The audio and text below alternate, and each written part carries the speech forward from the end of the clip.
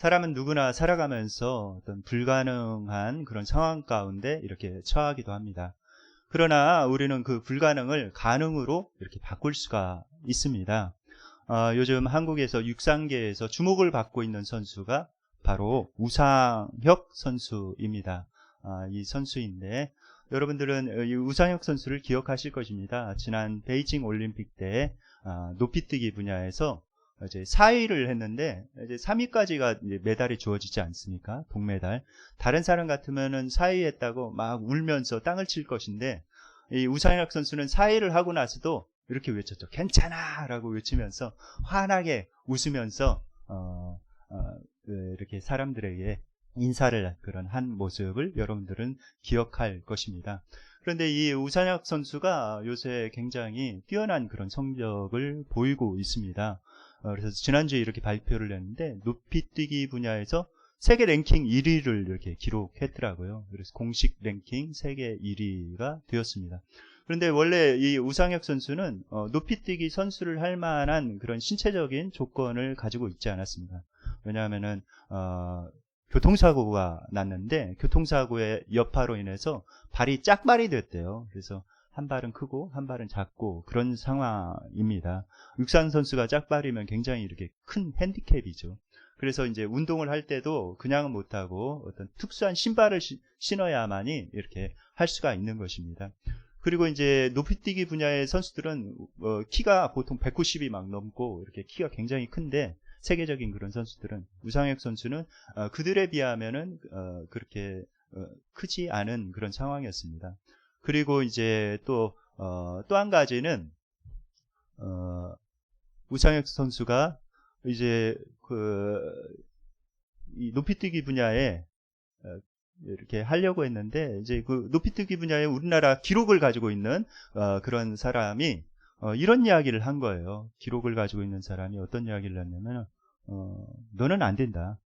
너는 신체적인 조건도 보고 이렇게 보니까 너는 이쪽 분야에서 이렇게 성공할 제목이 아니다. 그러니까 일찌감치 포기하고 다른 일을 해봐라 라고 이야기를 했다고 합니다.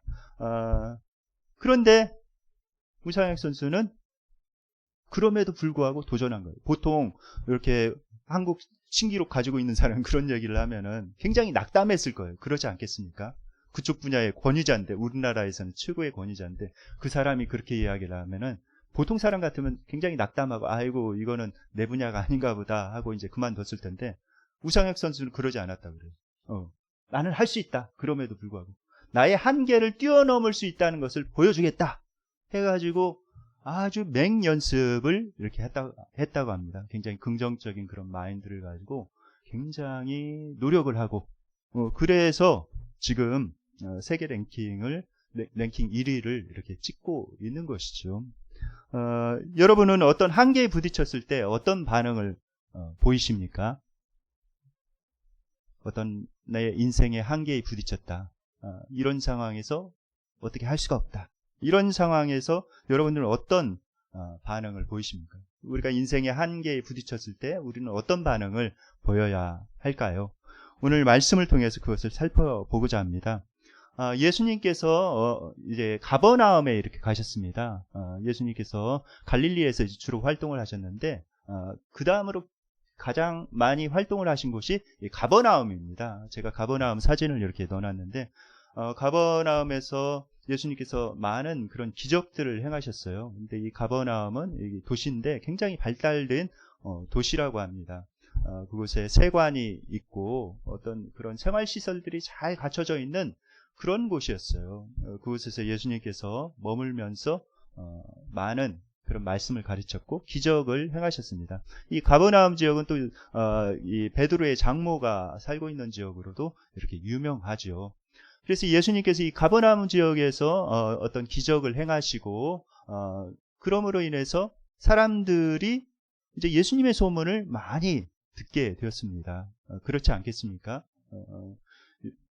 옛날에 그것도 예수님께서 어떤 말씀을 전하시고 또 놀라운 기적을 행하셔서 질병 걸린 사람들이 다 와서 고침을 받고 귀신 들린 사람도 나음을 받고 그런 상황이라면 그 도시의 소문이 다 이렇게 퍼지기 마련이죠. 그래서 많은 사람들이 예수님을 보고 싶어 했을 것입니다. 저라도 그랬을 것 같아요. 제가 그 시대에 가버나움에 살고 있었다면은 예수님을 꼭 한번 만나보고 싶다. 예수님이 어떤 분인지 보고 싶다. 이런 생각을 가지고 있었을 것입니다. 그리고 더더욱 어떤 질병이나 어떤 문제가 있다면은 예수님께 나아가서 그 부분에 대해서 고침을 받고 내가 예수님의 말씀을 들어봐야 되겠다라는 그런 생각을 가지고 있지 않겠습니까? 사람들이 그런 생각을 가지고 있었죠. 이제 그런데 예수님께서 이제 가버나움의 어느 한 집에 들어가셨습니다. 그런데 가버나움에서 보통 그 당시에 사람들이 평균 이렇게 살고 있는 집을 이렇게 보면은 50명 정도가 이렇게 따닥따닥 붙어 앉을 수 있는 공간 정도의 집이래요. 일상적인 집은. 그래서 예수님께서 그 집에 들어갔는데 어떻게 했습니까? 많은 사람들이 몰려왔겠죠. 그래가지고 그 집에 사람들이 꽉 차고 또 문 밖에도 있지 않았겠습니까? 문 밖에도 사람들이 서성이면서 있었을 것입니다. 분명히. 그런데 이제 본문에 보면은 이제 중풍병자가 이렇게 등장을 해요. 그런데 이 중풍병자는 스스로 거동할 수가 없는데 아주 좋은 친구를 두었던 것 같습니다. 참 이런 좋은 친구예요. 거동할 수 없는데 친구들이 그 상체, 그러니까 그 침대채, 매트리스채 메고 이렇게 와가지고 예수님 앞에 이렇게 나아가려고 이렇게 한 것입니다. 정말 좋은 친구를 이렇게 뒀던 것 같아요. 원하기는 여러분들도 믿음 안에서 이런 좋은 친구가 되어주고 좋은 친구가 여러분들 가운데 이렇게 있기를 축원합니다. 그런데 이 중풍병이 얼마나 심한 병이냐면 뇌졸중이에요. 요즘으로 따지자면 뇌졸중입니다. 뇌졸중은 어떤 뇌에 있는 혈관이 이렇게 막혀가지고 공급이 중단되니까 뇌 기능이 제대로 이렇게 작동하지 않는 것이죠. 그래서 신경 마비가 오고 뭐 어떤 경우에는 식물인간이 되기도 하고 그리고 뇌졸중에 걸리면 이제 신체를 절반 정도 못 쓰기도 하고 또 말을 잘 못하기도 하고 그런 증상을 이렇게 보입니다. 그래서 굉장히 고치기가 힘든 병이죠. 요즘에도 고치기가 굉장히 힘든 병이에요. 뇌졸중은. 그런데 2000년 전에는 어떻게 했습니까? 아예 고칠 생각을 못하는 것이죠. 이거는 불치의 병이다라고 사람들이 생각을 하고 있는 것입니다. 그래서 이제 이 친구들이 이 중풍병자를 데리고 이렇게 왔어요. 예수님께 나가려고. 그런데 와서 보니까 인산인해를 이루고 있는 거예요. 도저히 저기 계신 예수님 앞으로 나아갈 수가 없는 것입니다. 이런 경우라면 어떻게 하시겠습니까? 여러분들 같으면은. 아이고, 오늘은 도저히 못 가겠네. 하고 집으로 돌아갔을 수도 있고, 또 아이고, 다음 기회를 노려봐야 되겠다라는 그런 생각을 했을 수도 있습니다. 그런데 이들은 달랐어요. 이들은 어떤 생각을 했냐면은 지붕으로 올라갔습니다. 지붕으로. 지붕으로 올라갔어요. 지붕은 무엇을 상징하는가? 지붕은 어떤 나의 한계를 상징하기도 합니다. 도저히 이렇게 갈 수 없는, 뚫을 수 없는 그런 곳이다. 나의 한계죠. 불가능을 상징하기도 하죠. 도저히 뛰어넘을 수 없는 장벽을 이렇게 상징합니다.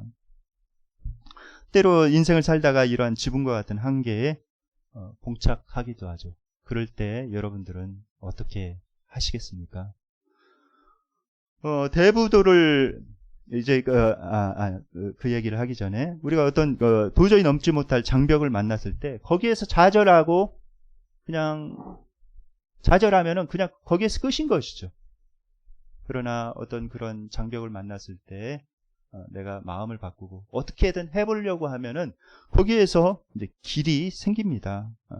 그러니까 끝까지 어떤 방법을 강구하고 이제 도전을 하다 보면은 길이 생겨요. 그러나 좌절하면은 길이 생기지 않고 거기에서 그냥 끝나는 것이죠. 시도하면 반드시 길이 있습니다. 대부도를 가다 보면은 시화방조제가 있습니다. 여러분들 대부도 가보신 적이 있습니까? 제가 사진을 이렇게 넣어놨는데 시화방조제죠. 근데 굉장히 깁니다. 11km가 넘어요.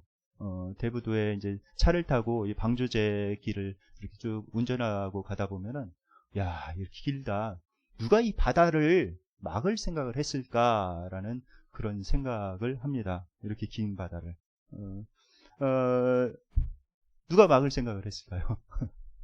네. 현대그룹의 고정주영 회장입니다. 참 기가 막히더라고. 어떻게 이 넓은 바다를 감히 막을 생각을 다 했을까?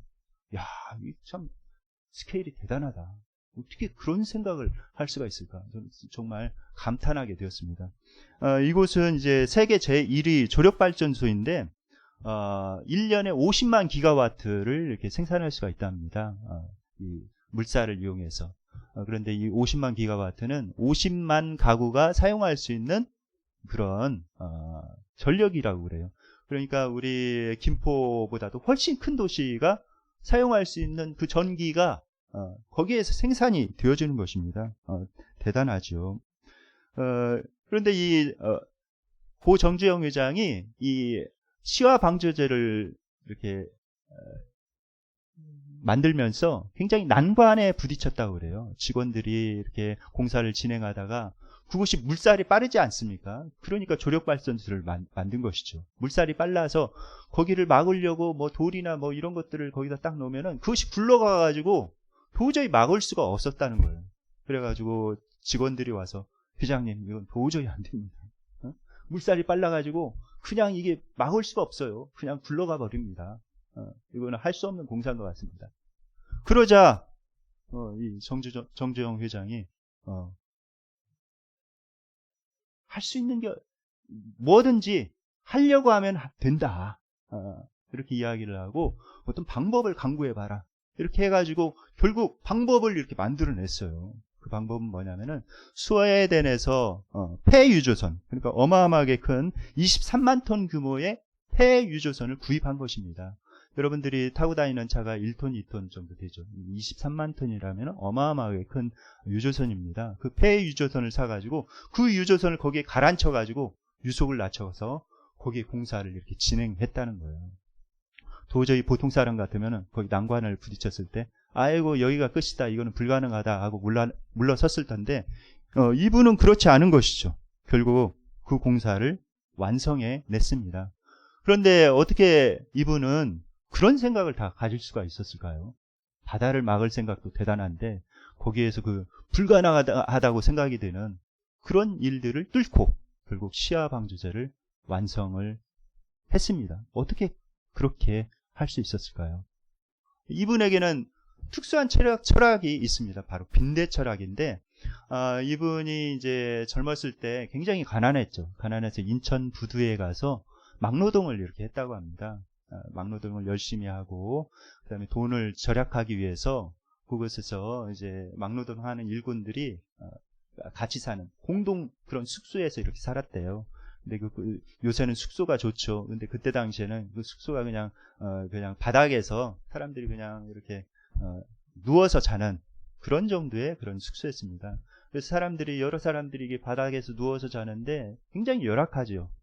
빈대가 거기에서 막 나오는 것입니다. 낡은 집에서, 벽에서, 막 바닥에서 빈대가 나와가지고 밤이 되면은 계속 물더라는 거예요. 잠을 잘 수가 있습니까? 빈대가 이렇게 부는데. 낮에는 고되게 노동을 하고 밤에 제대로 잠을 못 자니까 너무 힘든 거예요.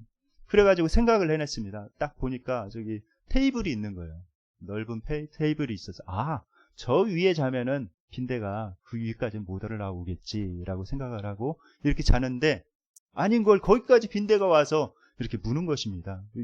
이것이 어찌된 영문인가 이렇게 보니까 빈대가 그 테이블에 다리를 타고 이렇게 올라와가지고 자기를 덮치더라는 거예요. 그래서 그것을 보면서 딱 아이디어가 딱 떠올랐습니다. 이렇게 하면 빈대가 못 올라올 것이다. 이렇게 해서 세숫대야 4개에다가 물을 가득 담아가지고 그 발밑에다가 딱 넣어놓은 거예요. 내 발밑에다가. 그래서 이제 이렇게 하면 도저히 못 올라오겠지. 올라오다가 이제 물에 익사해서 죽을 거니까 나는 이제 편안하게 자야 되겠다. 그 후에 이제 편안하게 잠을 잤어요. 그래서 하루를 자고 이틀 자고. 그런데 3일째 되는 밤에 빈대가 다시 물기 시작하는 것입니다. 이거 어찌된 영문일까요? 깜짝 놀라가지고 이거 어찌된 영문인가. 불을 켜고 이렇게 살펴보니까 빈대가 벽을 타고 올라가더라고요. 벽을 타고 천장에 올라가가지고 자기 있는 곳으로 자유낙하를 해가지고 자기를 물고 있다는 그런 사실을 알게 되었습니다. 그것을 보고 이분이 크게 깨달은 게 있었어요. 야, 하찮은 저 미물인 빈대도 자기의 목표를 이루기 위해서 저렇게 애쓰고 저 머리를 쓰고 해가지고 어떻게든 그렇게 자기의 목표를 이뤄내는데 나는 사람인데 빈대만도 못해서는 되겠는가? 그래가지고 이분이 그런 빈대 철학을 갖게 된 것입니다. 그래서 뭐든지 끝까지 노력을 하고 하려고 하면 할 수 있다. 그런 정신을 가지고 현대그룹을 일궈낸 것이죠. 그분이 이런 이야기를 했어요. 다 함께 한번 읽어볼까요? 예, 시작. 우리가 뒤떨어져 있는 분야라고 주저한다든지 미지의 분야라고 두려워한다든지 힘들다고 피한다든지 하는 것은 패배주의다. 목표에 대한 신념이 투철하고 이에 상응한 노력만 쏟아부으면 누구라도 무슨 일이든 할 수 있다. 네. 목표에 대한 신념이 분명하고 거기에 상응하는 우리가 땀과 노력을 이렇게 부어놓고 하려고 하면은 누구든지 누구라도 무슨 일이라도 할 수 있다라고 이렇게 말하고 있습니다. 오늘 본문에 나오는 중풍병자를 메고 온 그런 사람들은 바로 그런 사람들이었습니다. 그런 사람들이었죠. 도저히 예수님 앞에 나아갈 수 없는 그런 환경 가운데 그들은 하려고 했어요. 하려고 하니까 다른 사람들이 생각하지 못한 그것이 보인 것입니다. 그래서 지붕으로 올라갔죠. 지붕에 올라가서 지붕을 뚫고 중풍병자를 매달아 내린 거예요. 참 대단한 믿음이지 않습니까? 지붕을 뚫고. 기가 막힙니다. 기가 막혀요. 어떻게 그들이 그렇게까지 할 수 있었을까요? 그들은 예수님을 향한 확고부동한 믿음을 가지고 있었어요. 예수님께 나아가면은 반드시 고침을 받을 수가 있다.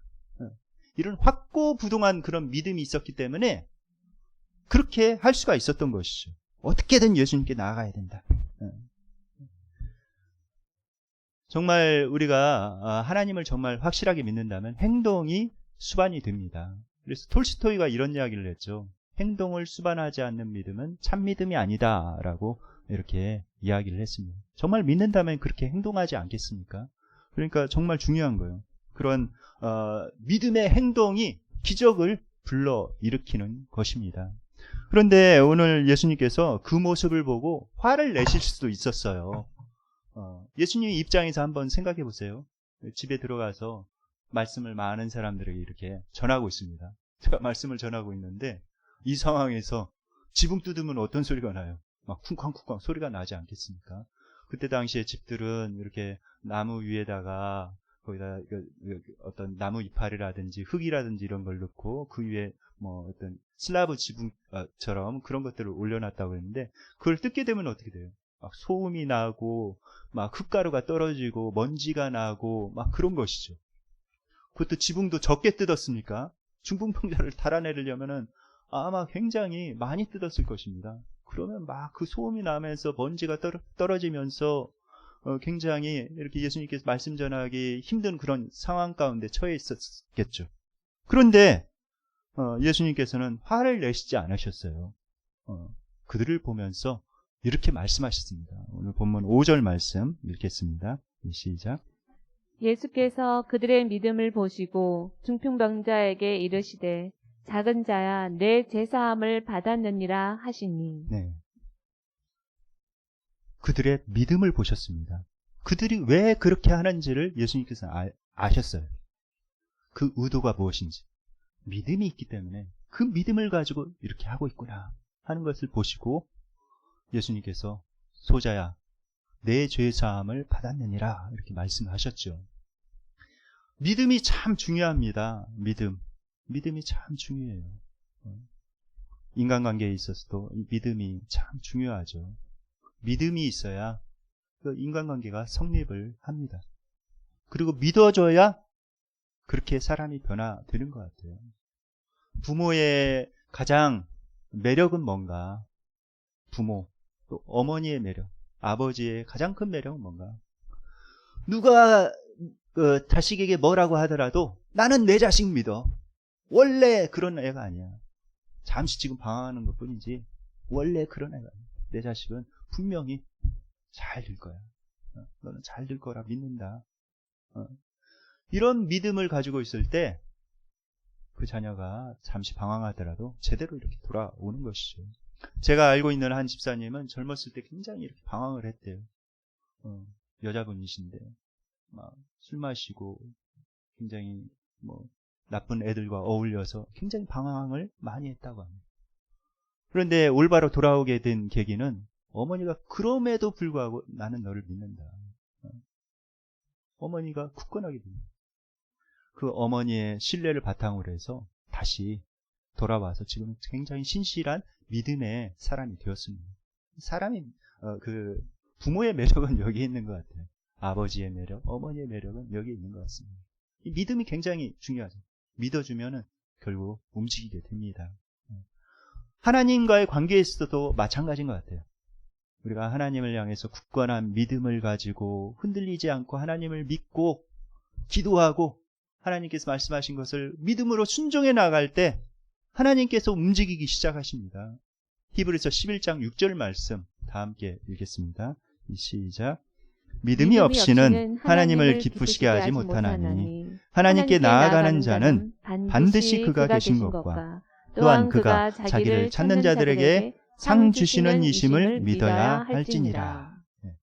믿음이 없이는 하나님을 기쁘시게 하지 못한대요. 하나님께 나아가는 자는 반드시 그가 계신 것과 그가 자기를 찾는 자들에게 상 주시는 이심을 믿어야 할지니라 이렇게 말씀하고 있습니다. 믿음을 통해서 하나님께서 역사하시는 거예요. 그런데 이 중풍병자를 달아내린 그런 사람들이 기대했던 것은 무엇입니까? 바로 그 중풍병자가 고침을 받는 것이었죠. 그런데 예수님께서는 그 중풍병자를 보고 뭐라고 말씀하셨습니까? 소자야, 내 죄사함을 받았느니라 이렇게 말씀하십니다. 아마 그들은 순간 짧은 동안이었지만 실망했을 거예요. 이 중풍병 고치려고 이렇게 하는데 갑자기 죄 문제를 이렇게 말씀하셔. 죄사함 받았다고. 왜 그러시지? 고쳐주시지 왜 죄의 문제를 이렇게 말씀하시지? 라고 이렇게 생각했을 것입니다. 왜 죄 문제를 이렇게 말씀하셨을까요? 이 죄 문제, 우리의 육신의 문제, 마음의 문제, 영혼의 문제를 해결하기 위해서는 죄 문제를 먼저 다뤄야 된다는 것을 예수님께서는 아셨어요. 우리 인생의 많은 문제가 죄로 인해서 이렇게 초래된다는 것이 다는 아니지만 많은 문제가 그렇습니다. 질병의 문제도 많은 경우 죄와 이렇게 관련이 있죠.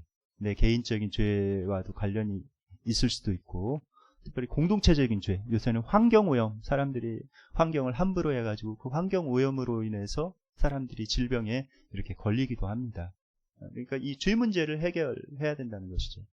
그런데 이 질병이 걸렸다고 해서 다 죄 때문에 왔다고 여러분들 생각하시면 안 돼요. 왜냐하면은 예수님께서도 그러셨거든요. 제자들이 나면서부터 소경된 그 사람을 보면서 저 사람 누구 죄 때문입니까? 이렇게 예수님께 물어봤을 때 누구 죄 때문이 아니라 그건 하나님께 영광을 올려드리려고 그렇게 태어난 것이다 라고 하면서 고쳐주셨고 그를 통해서 하나님께서 영광을 받으셨죠. 그러니까 우리가 어떤 다른 사람에 대해서는 쉽게 판단해서는 안 되는 것 같아요. 그런데 어떤 어려움이 왔을 때 내 자신을 잘 돌아보는 것이 이렇게 필요하지요.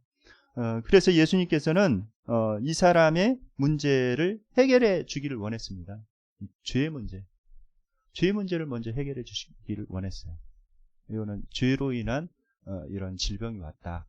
예수님께서 정확하게 말씀하신 것이죠. 그리고 이 죄 문제를 해결하지 않으면은 사람과의 관계의 문제도 그렇고 인간관계가 이렇게 회복이 되지 않는 거예요. 그러니까 이 죄 문제를 먼저 예수님께서 다뤄주신 것입니다.